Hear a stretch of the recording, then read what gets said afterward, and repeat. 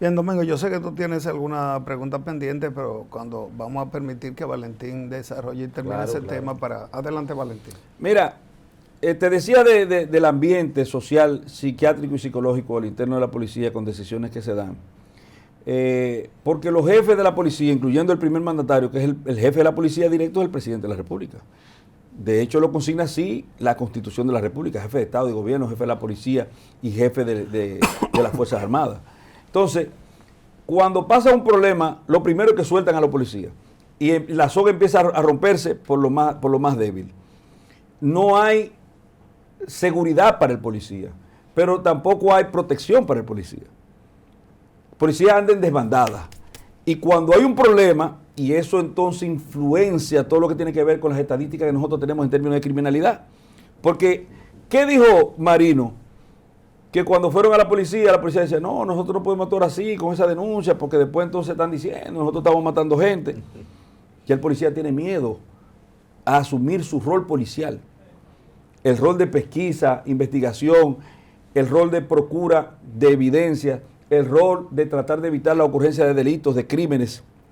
Entonces, en ese papel disuasivo que tenía la policía por su sola presencia, prácticamente se está perdiendo, porque tú has visto cómo a la policía le han faltado el respeto en muchísimos sitios. Yo vi un video donde un camión, uno de esas grúas de la DGC, le echaron gasolina y le van a quemar si no bajaba un camión platanero que estaban subiendo la misma. Y todos nosotros fuimos testigos de cómo se repelía prácticamente a la policía de acciones que estaban llevando efecto a personas que eran transgresoras de disposiciones punibles, como el caso, por ejemplo, de ruidos, sonidos, etcétera. Cuando la policía iba e intervenía, la enfrentaban y tú veías las situaciones que ahí se suscitaban, y obviamente en el desamparo de los jefes policiales, que no quiere que le llegue tampoco un foul, porque aquí fácilmente que dicen, mira, unos policías, porque yo como abogado hablo de responsabilidad penal personal, lamentablemente es lo que nos enseñaron, a nosotros nos formaron con eso, y el código lo establece el Código Procesal Penal en el artículo 17, la persona es responsable penalmente de lo que él comete. Yo no soy responsable de lo que ese señor que está ahí en la cámara cometa, yo no puedo ser responsable de si él agarra ahora mismo, se vuelve loco y empieza a disparar, yo no tengo responsabilidad con eso. Entonces, ¿cómo nosotros de repente podemos determinar responsabilidad en cascada o efecto dominó en términos de responsabilidades con un hecho que pase, por ejemplo, en las garitas de no sé qué sitio, o en las yayas de Asua, o en un lugar remoto de la República Dominicana, en Pedernales, un policía, ni lo quiera Dios, asesinó a una persona?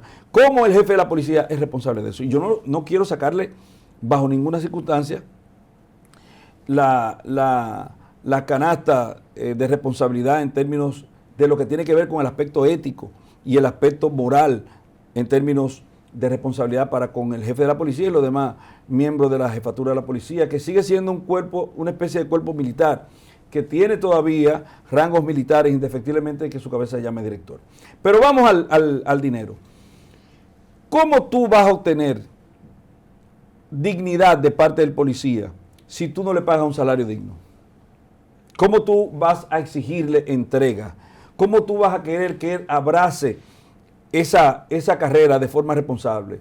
Pero también, ¿cómo tú quieres que el policía que ha necesitado utilizar técnicas policiales para someter a una persona infractor de la ley, cómo tú quieres que él vuelva a hacer eso cuando tú lo desamparas ante el primer conato de problemática? Porque también a la policía que resulte de la reforma, la autoridad policial, la jefatura policial y el gobierno tienen que darle apoyo y hacerle saber que ellos son detentatarios, son tenedores de una obligación y de un poder para que ellos actúen en consecuencia. Entonces, voy ahora con el aspecto psicológico, psiquiátrico y sociológico. Se ha estudiado, eso no lo digo yo, psiquiátrica y psicológicamente se tiene como conclusiones que un ascenso, tú le das un ascenso a este muchacho, mire, de hoy en adelante ya tú no vas a ser camarógrafo, ni tú tampoco. Ahora usted va a ser director de tal departamento.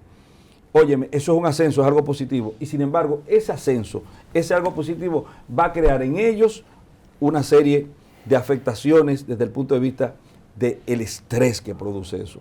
Si por igual se quedan sin trabajo, lo despiden o lo degradan en el trabajo, eso le produce un estrés aún peor. Y eso se ha estudiado, la cantidad y calidad de estrés. Si te mudas, te produce estrés. Si te mudas de un lugar a otro, ya eso es estrés, aunque sea para mejoría.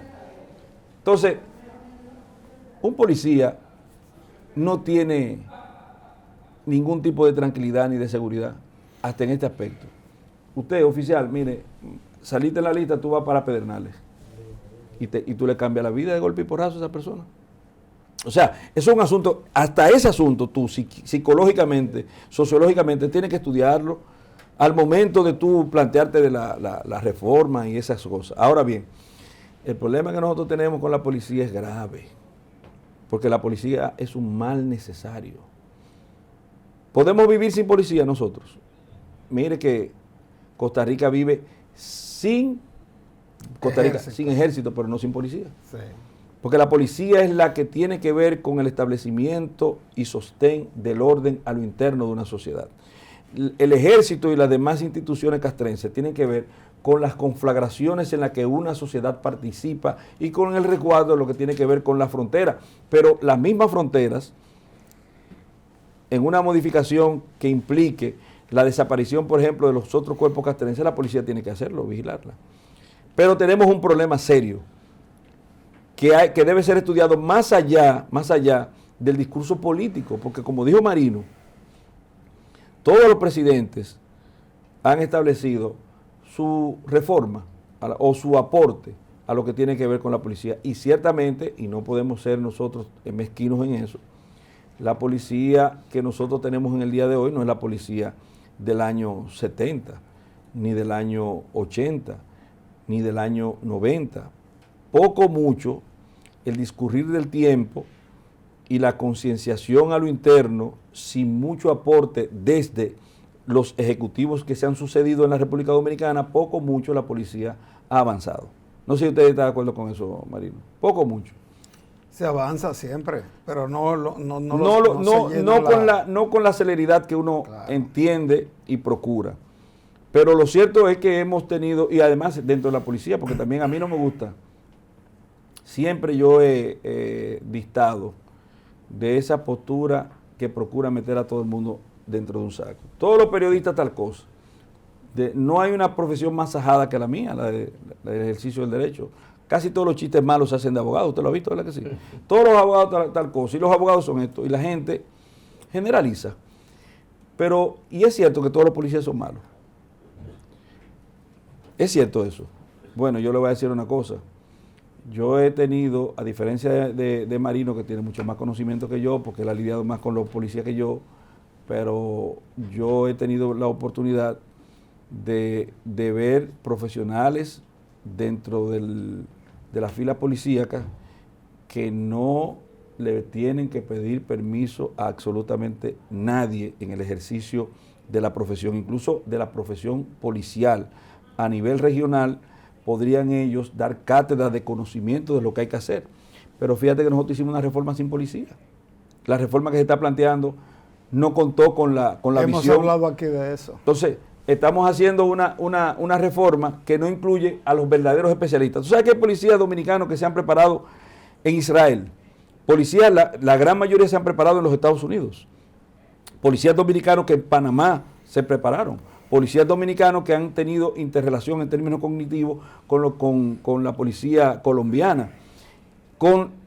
Incluso peor, la institución policial, podríamos decir nosotros que nació en Inglaterra, ¿verdad que sí? La policía como tal, nace en Inglaterra, supongo yo, Marino, no, ayúdame, porque el historiador aquí eres tú.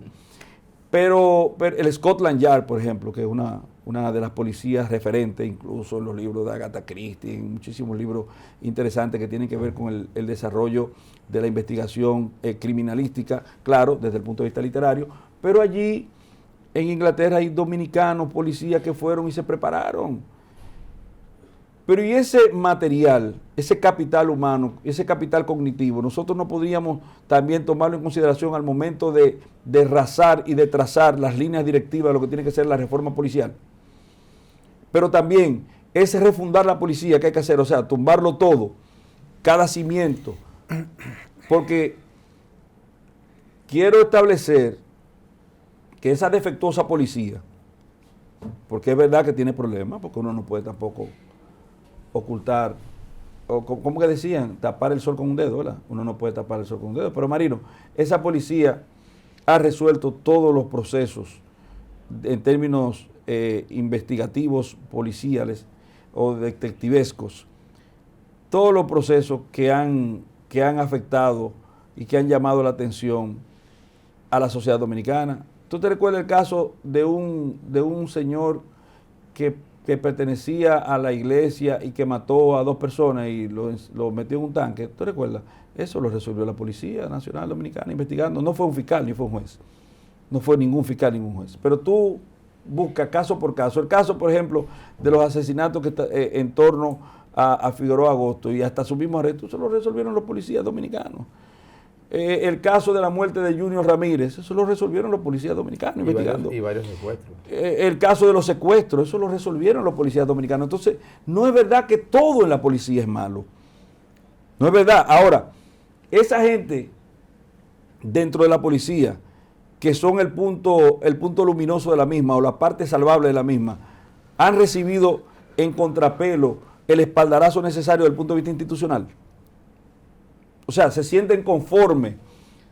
En Estados Unidos pasa que cuando un policía que es haciendo su deber, cumpliendo con su deber, es verdad, nadie debe ser premiado por el cumplimiento de su deber, perfecto. Pero hay lo que se llama meritocracia. Una persona salvó un gato. Oye, te estoy hablando de sociedades importantes. Salvó un gato que estaba subido en un árbol y no quería bajar. Ah, bueno, mira, reconocimiento porque salvó un gato. Un policía dominicano salva 3 vidas, 4 vidas, 5 vidas y no pasa absolutamente nada.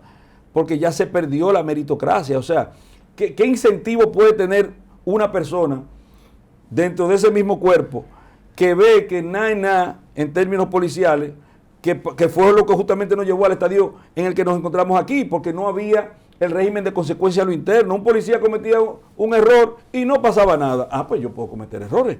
Un policía hace un acto correcto, salva una vida, como a muchísimos policías perdieron. ¿No te recuerdas el caso del individuo que se metió en una casa en Santo Domingo Este y desde allá empezó a disparar y mató a 2 policías? Un caso de drogas. Sí.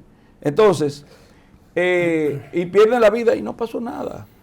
¿Cómo se quedan sus familias? Sin ningún tipo de protección.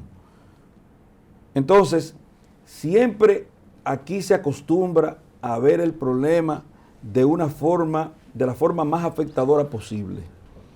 Te voy a poner el ejemplo de ese acontecimiento que ha traído el tema policial a la mesa nueva vez. Mataron a unos jóvenes. Perdón, vamos al caso último, el joven profesor de educación física. Luctuoso, horrible. Yo me pongo en los zapatos de sus familiares y me siento no solamente consternado, yo me siento airado, me siento mal como sociedad. ¿Qué uno puede hacer con respecto a un hecho como este? Lo único que uno le queda es condenarlo, un hecho atroz. Ahora, Marino, Domingo, ¿ustedes son responsables de eso? No, porque ustedes no estaban ahí. Ustedes no hicieron absolutamente nada desde el punto de vista penal, de lo que son, desde el punto de vista de las garantías penales sustantivas, de la responsabilidad penal personal. ¿Tú tuviste que ver con eso, Marino? No. Yo estaba, mira dónde yo estaba, no recuerdo dónde yo estaba, pero no recuerdo bien exactamente la fecha, pero yo no estaba ahí.